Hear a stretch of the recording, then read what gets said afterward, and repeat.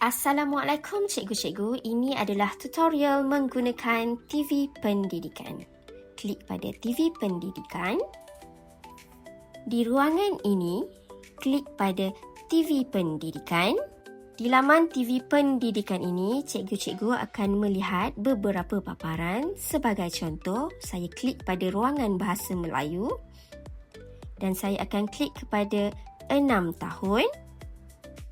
Untuk makluman cikgu-cikgu semua, video yang berada di dalam TV Pendidikan ini yang telah dibuat oleh guru-guru Permata Mawib dan Mawib Kids sendiri menggunakan AI.